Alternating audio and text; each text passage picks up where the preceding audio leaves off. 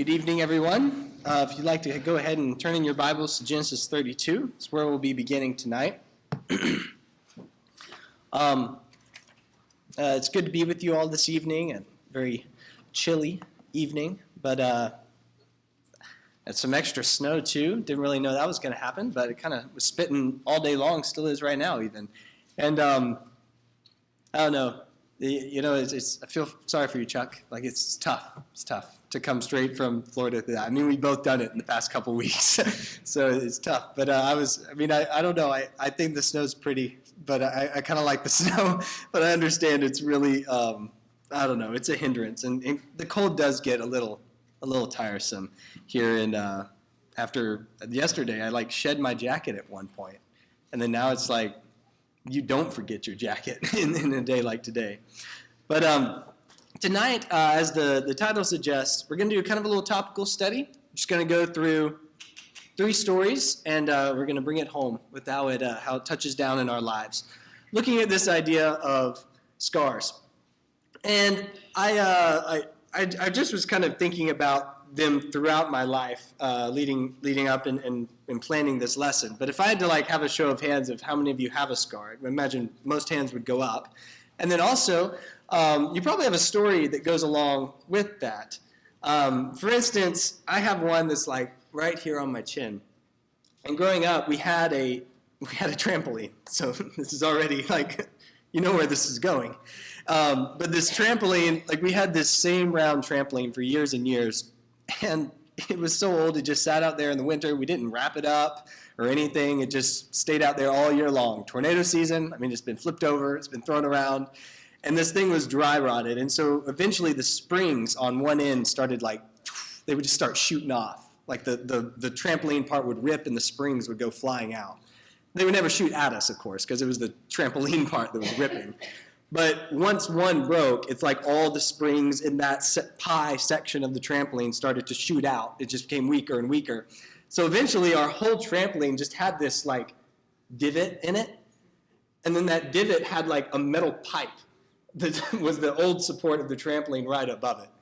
And so when my brothers and I would mess around on the trampoline and start wrestling, the goal was to throw your brother into the pit. It's we're not reading the Joseph story here tonight, but the stories of the Bible, they ring true today. The brothers still throw the other brothers into the pit. But there was one point where my younger brother, Ty, and he was still smaller than me at the time, but he was able to hoist me up and swing me around. And he was swinging me around to hurl me into the pit, but my brother was coming in for the strategy side attack at that time. And I just connect my chin right on his noggin. And the jaw does not win against the cranium. That's just, it's not how it works. I chipped a tooth, my chin obviously busted open. Had to get stitches here, had to get a filling in there. But I didn't fall into the pit, so I won. That's all you need to know from that story. But I still have a scar here. When I'm clean shaven, you can see it pretty clearly. And I'm sure many of you could share stories as well. If you had a C-section, I'm sure that has a story along with it that probably has a lot of weight to it. Or if you, have other surgeries or things intense stories that also go along with scars, not just silly ones like that one. But I want to go through the Bible, and we're going to look at 3 different stories where people are left scarred. And to begin, obviously, here in Genesis 32, is really the end of a story. This is the end of the story of Jacob. It's reaching kind of the transition point to where we just have a couple chapters and you enter into Joseph, his son's story, and he kind of takes up center stage. But right here at the end of Jacob's story, we have a very strange narrative at the end of chapter 32 of Genesis. But to lead up to that, Jacob, the name Jacob, means the one who grabs the heel, the supplanter, the one who's trying to get at you, to trick you, to make you stumble. From the time he was born in his mother's womb, he had a brother named Esau, and Esau and him, it says that his mother could feel them struggling in her womb. His twin brother and him were wrestling each other from before birth. And then whenever he came out of the womb, he was grabbing at his brother Esau's heel, and that's where he gets the name Jacob, supplanter, the one who grabs at the heel. And this is just foreshadowing everything that is to come. It's kind of how names work in the Bible. Is when you're given a name, it kind of is the title that defines what's going to go on the rest of the story. And so Jacob is given this name, Jacob, the one who grabs the heel. And if you know how we track with repeated words in the Bible, do you want to guess the last time that a heel was mentioned in the entire story of the Bible? All the way back in Genesis 3, when it says the serpent is going to strike the heel of one to come. And this is not looking great because Jacob's the one that's grabbing at the heel. And that's what his name means, is heel grabber. And you're like, last person that was going to be grabbing at heels was a serpent. And so this is not good. And Jacob serves as this kind of like schemer role. He tricks his dad. He tricks his brother. He like aligns with his mother to like deceive his father whenever he's like blind. Like it's not a good look throughout all Jacob's life. In fact, really is a lifetime of wrestling and scheming and tricking and trying to like plot out and get the upper hand on people. Even though he's a younger brother, he's constantly, even though God's working with him to bring about the promise, he just has a lifetime of scheming and tricking. And then as one does, he leaves and he goes to find a wife and he ends up marrying his cousin. I guess he went to Alabama. But he goes and he marries his cousin, and then like every wise and thoughtful guy, when he sees the two sisters that he has a choice of marrying, he says, give me the beautiful one. And then his uncle actually pulls the trick on him. He gives him his older daughter first, and then the younger one later. And so it's like now our schemer is also getting kind of the wool pulled over his eyes. And so Jacob is he's constantly wrestling, and then you think he meets his match with his uncle named Laban as he like tricks him into working more years of his life in service to him. And then Jacob kind of tries to get the upper hand later on by like laying out these cut branches so that he gets more of the flock of Laban rather than his father-in-law now. Family trees get really difficult in Genesis. But father-in-law. Yes, his father-in-law now. And so it's just this story of strife, contention, and of plotting. And then that's where we pick up here in Genesis 32. Is Jacob has now left Laban. He kind of left on semi-good terms. You can read about that in the chapter before and come to your own conclusion. But now he's entering back into the land of Canaan. And that place where when he left the land of Canaan, his brother was trying to kill him because he had just deceived him. And so it's like Jacob is just meeting all of these, like he's coming to all these dead-end roads that he himself has made into these dead-end roads. And then it's right here in the Bible. It's a very strange story. If you turn now and look in chapter 32, is he kind of sent his family away so that he could go forward and prepare to meet his brother Esau. And start in verse 22, it says, and he arose the same night, and he took his 2 wives and his 2 servant women and his 11 children, and he crossed the ford of the Jabbok.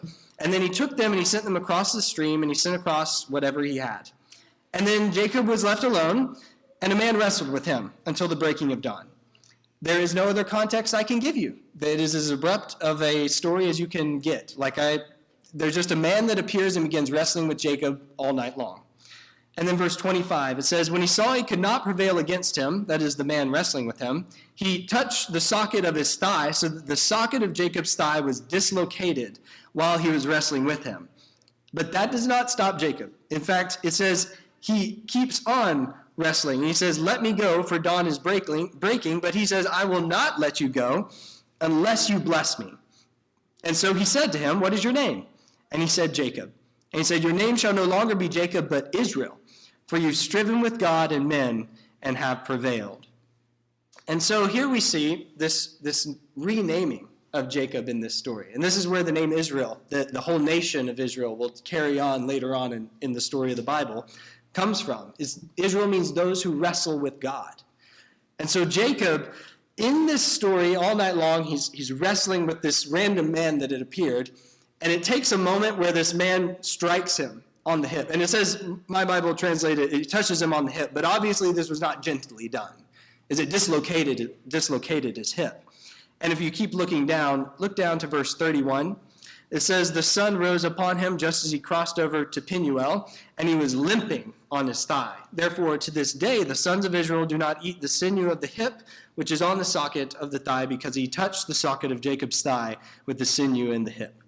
And so, Jacob, he has this fight, this wrestling with this man, and he's struck on the hip, and it leaves him like with a wound that he walks away limping with, really for the rest of his life. He's wounded, and yet he's also blessed with this new name. Because he says, if you look down there again, as he says in verse 28, you shall no longer be Jacob, but Israel, for you've striven with God and with men and have prevailed. All his life he's been wrestling, and it actually takes this moment of wounding to finally, for this one who's wrestling with him, to bring about a blessing. A new name is given to him.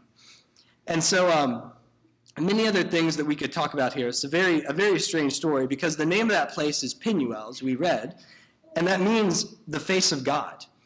And so whoever this being was that Jacob was wrestling with, he was wrestling with God. And it's really like in this story, we get a drama played out of Jacob's entire life. So he's the one who's wrestling. And instead of now being the supplanter, he's the wrestler, Jacob. Jacob has been transformed into Israel, the one who is wounded and yet victorious and renamed and given a new purpose and a new direction. But that scar, that wound that he took from this fight, stayed with him so that he was limping. And from there on is always a reminder of what happened in this night, and that symbolically what has been happening his whole life is entailed within this scar, in this limp and in this wound. So that's our first story. Let's keep going. Let's keep building on this. Now, if you will, grab a huge chunk of pages out of your Bible. Don't tear them out of your Bible, but turn them over to Mark chapter 5. Mark chapter 5.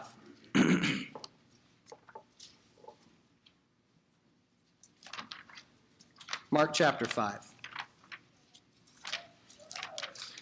We're jumping all the way to Jesus, and in his life and in his ministry, he encounters if you ever want to read a spooky gospel, Mark is the spookiest gospel, and I say that because it has the most demonic encounters. Like it's almost every other page, Jesus is encountering either someone with a demon, or it just says, and he cast out many demons from the people there. Most demonic encounters in the book of Mark. And this one is probably one of the most familiar ones, the most iconic ones. But it's the man who is called the demoniac. He has a legion of demons within him.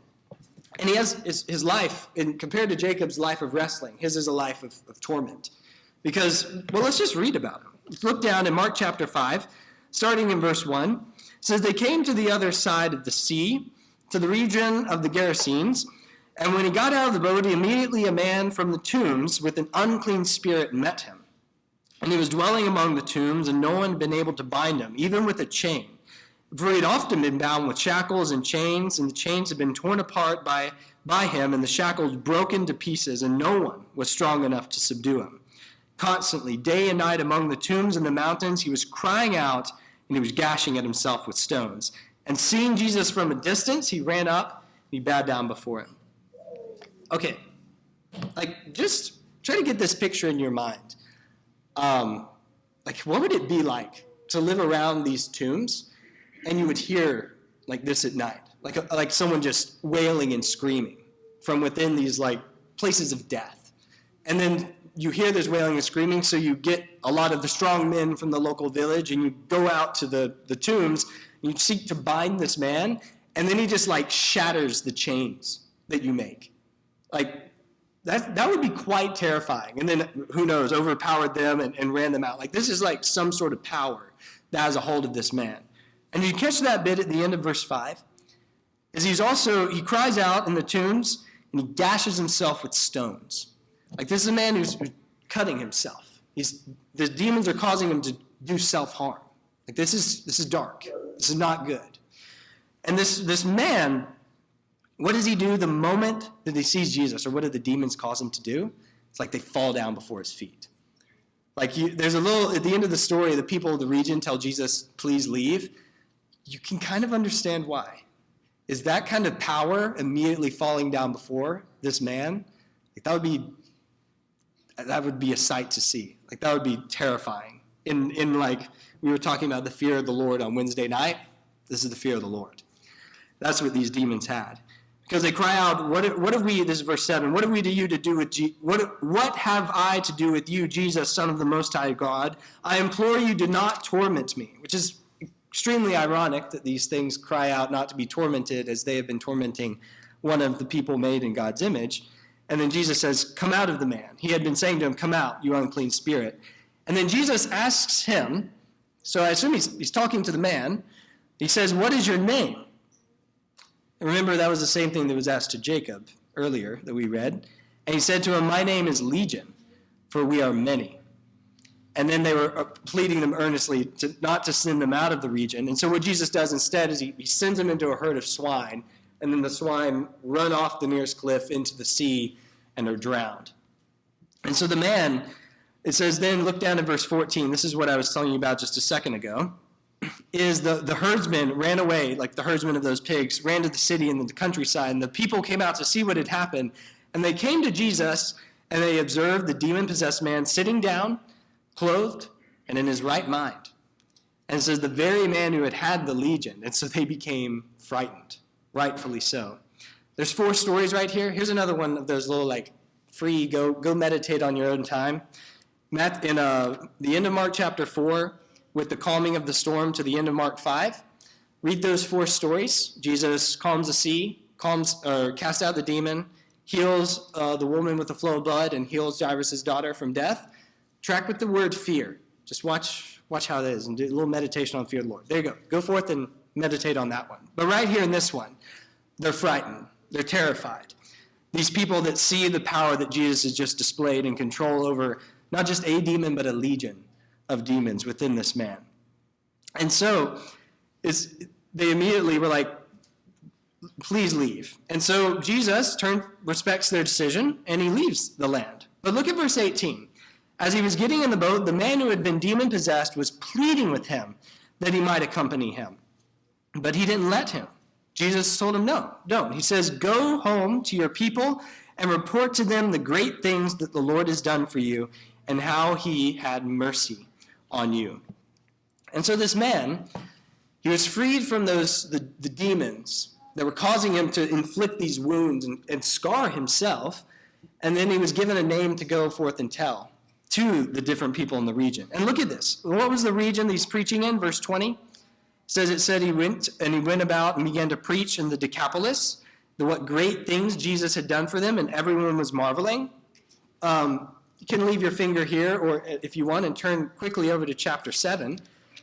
And look at what happens when Jesus goes back to this region later on in the Bible, in the story of Mark. In chapter 7, verse 31, and again he went out from the region of Tyre. This is Jesus on the move again. And then he came through to Sidon, to the Sea of Galilee, within the region of the Decapolis. So this is where he left that man, the demon-possessed man. And then what's the next story in chapter 8? In those days, there was again a large crowd and had nothing to eat, and the disciples came in. It's the feeding of the 4,000. Like this man, this demon-possessed man, went out about in that region, and the next time in the gospel narrative that we see Jesus go there, there's like swarms of crowds that are ready to meet Jesus. And assumedly, it's because of this one man and his story of his scars and the demons that then he went forth and he showed everyone and told them. I mean, like, imagine now that message as you like roll up your sleeves and you would show people scars of the chains that you like ripped apart, the scars that the demons had caused to cut on your arms. And then you go forth and you just tell them, like, I'm now in my right mind and freed because of this man named Jesus. Like it's now not just something to be ashamed of and hidden, but actually something that tells a story of freedom and grace and love. And so now let's keep moving into the last story. And I don't know, maybe you've already guessed where we're going next, but if you want to go ahead and turn to John chapter 20, this will be our last example that we'll look at this evening before we bring it home. Land the plane. I've heard that's a young people saying, but whatever. Train pulls into the station, boat pulls into the dock. Pick your metaphor, anyone you want. But when we conclude this sermon, we'll talk about Jesus, the last story of scars. And the last story of wrestling, too. Because what do we see Jesus doing right before he's arrested the night of his trial in the Garden of Gethsemane? He's in the garden, right? And he says, not my will, but yours be done. But right before that, what does he say? He says, if it's possible, let this cup pass from me. And what you see is Jesus like wrestling with what he knows he has to do and what he's meant to do, and then also what he's tempted. He's in a physical body, so he's tempted to not do that as well. And it's so puzzling how the God became man in Jesus. And right there, he's wrestling with his submission to the Father, and then also his earthly, fleshly desires. He's wrestling with God in this garden. But he triumphs. He does not listen to the power of the serpent like every single other human has done. Rather, he submits to God to the point of death. And that death involved nailing him to a cross, nails through his hands and his feet, and a pierce in his side. But he triumphed over it. God vindicated him and raised him from the dead. And the thing is when Jesus is resurrected into that body, like, could God have healed it completely? Yes. Like, that's totally capable of being done. But what is he left with, even still? In John chapter 20, look down in John 20, towards the end of the chapter. One of the disciples said that I will not believe unless I see his hands, the imprint of the nails, and I put my finger in the place of nails and my hand in his side, I won't believe. So in verse 26 of John chapter 20, after 8 days, his disciples were again inside, and then Thomas was with them. And Jesus came, and the doors having been shut, he just stood in their midst, just suddenly appeared there, and he says, peace be with you. And he said to Thomas, bring your finger here and see my hands, and bring your hand here and place it in my side. Do not be unbelieving, but believing. And Thomas said to him, my Lord and my God. You see, Jesus, the scars that he had, like, it's the same thing that happened with that man that was demon-possessed. It's the same thing that happened with Jacob that we saw earlier as well. Is those scars weren't just like wiped away. Everything wasn't just magically set right with these men, with these people in these stories we've seen. Rather, those scars become these talking, teaching points, these wounds of victory. And rather than being something that's like shameful and needs to be hidden, it's actually something that is a monument to God's grace and his love. That's the exact same thing that happens when Jesus' scars. And it brings about this great proclamation from Thomas of my Lord and my God when he sees them. And see, here's the thing, is this is where it touches down in each one of our lives, is that all of us have some form of scar, right? All of us have some form of shame, the thing that we like want to hide, want to cover up, and it has some sort of complex and dense story with it as well. I'm certain of it. But the thing is what Jesus does to us is the same thing that God did to him when he raised him from the dead, is the same thing that he did to the demoniac, and the same thing that back then what happened to Jacob when his name was transformed to Israel. Is he takes the wounds and he makes them into a symbol of his grace and a symbol of his love. Become transformed and transfigured, if you will, into something that is beautiful. And then he also gives us his name. We, if we are in him, we walk in newness of life, right? And we now are called a Christian. We wear the name Christ. As we also go forth like that demoniac and we spread his name and we spread who he is and we wear and become everything that he is. Because he paved the way and showed us the way that the scars are given life and meaning. And he paves the road all the way as we follow him to the city of glorified scars. This is technically going with Jesus, so I've smuggled this last passage into this last point as well. But this is actually the last passage. If you will, turn to Revelation 21. Because in this life, this is going to sound random, but bear with me for a second. What are walls for? What do walls do? Why do we have walls? And I'm thinking maybe more in like an ancient context. Why did they put walls around cities? What was their purpose? It was defense, right? is because there's bad guys on the outside, and we need protection from those bad guys, so we need to make sure to have these walls as barriers to keep them out. Like, that's what ancient walls were for. You want walls to be strong and sturdy. That's why Jericho was such an amazing conquest, because those walls, they just fell down flat, and the people could walk straight up into the city. So walls in the now are a symbol of separation, are a symbol of we have to be protected from something. And so what we would want to think is that, well, what God would do is just completely wipe away all the signs and things of the past that showed that bad separation, those bad barriers that was a time where we had to protect and we had to hide behind walls to keep ourselves safe. But in the New Jerusalem, are there walls in that city, in this vision that John has of the New Jerusalem? We'll look down in your Bibles in Revelation 21. In Revelation 21, verse 12, it says, he saw the holy city, New Jerusalem, coming down. And then verse 12, it says, and it had a great high wall. And it had 12 gates. And those gates were the 12 angels, and the names of been written on those gates were the names of the 12 tribes of the sons of Israel. There were 3 gates on the east and the north, and 3 gates on the south, 3 gates on the west.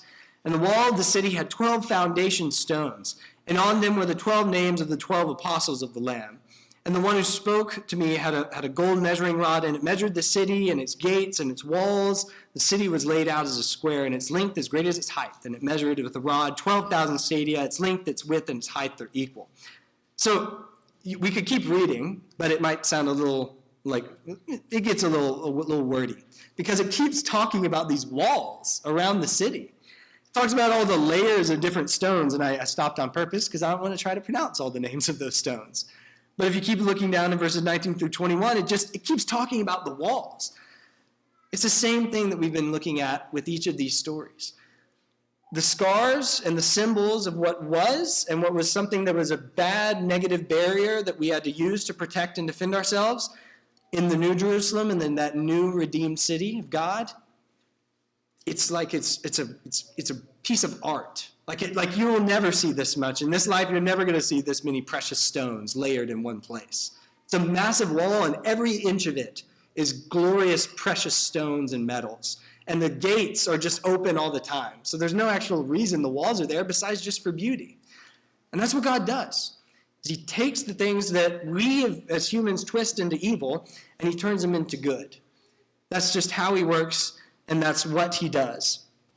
And so this evening, Christ can do the exact same thing.